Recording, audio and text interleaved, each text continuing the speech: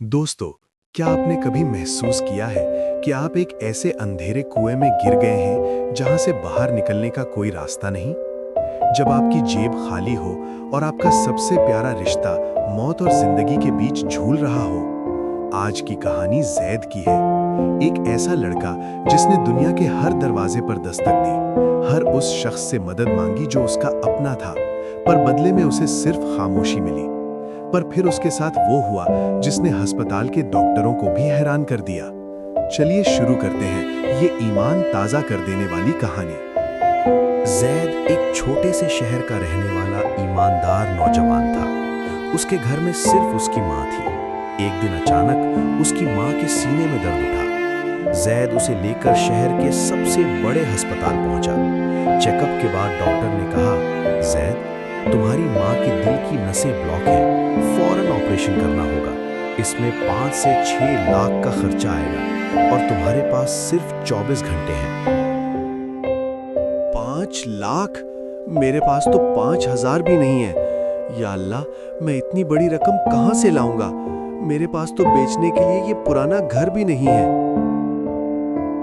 जैद ने सबसे पहले अपने चचा को फोन किया, जो बहुत अमीर थे।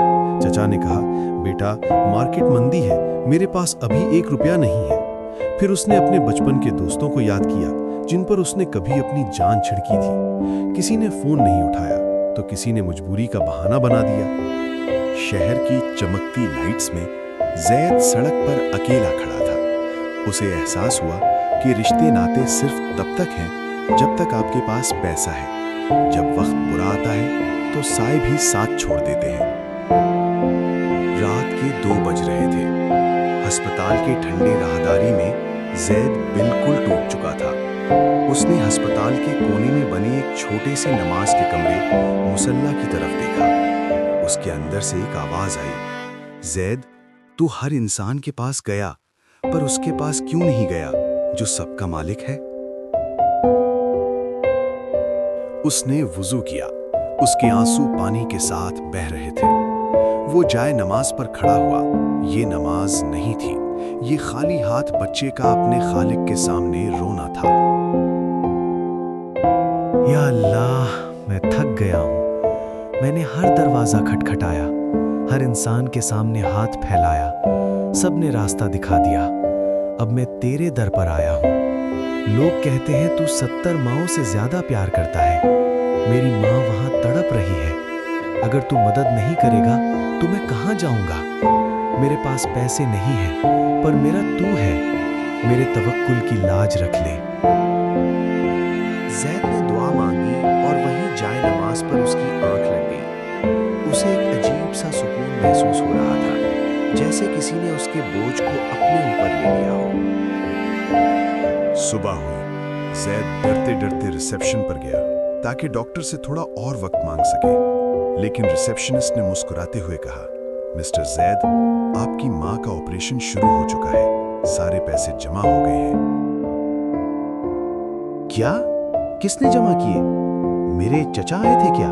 नहीं, आज सुबह एक बुजुर्ग शख्स आए थे। उन्होंने पूछा कि इस अस्पताल में सबसे ज्यादा गरीब और मजबूर कौन है जिसका ऑपरेशन रुका हुआ है। हमने आपका नाम बताया। उन्होंने बिना कोई सवाल किए पूरे 6 लाख जमा कर दिए और चले गए। जैद ने पूछा, उनका नाम क्या था? वो कहाँ है? रिसेप्शनिस्ट ने एक छोटा सा पेपर दिया जिस पर लिखा था, ये पैसे मैंने नहीं, तुम्हारे रब ने भेजे हैं। जब तुमने अर्श वाले को पुकारा तो जमीन पर उसने रास्ता बना दिया। दोस्तों, तवक्कुल का मतलब ये नहीं कि कोशिश न की जाए, बल्कि ये है कि कोशिश पूरी करने के बाद नतीजा अल्लाह पर छोड़ दिया जाए। अगर आपका भरोसा मजबूत है तो अल्लाह वहां से रास्ता निकालेगा जहां से आप सोच भी नहीं सकते। अगर आपको ये कहानी पसंद आई तो इसे शेयर जरूर करें, शायद किसी टूटते हुए दिल को उम्मीद मिल जाए। अल्लाह हम सब का निगहबान हो। मिलते हैं अगली वीडियो में। अल्लाह हाफिज।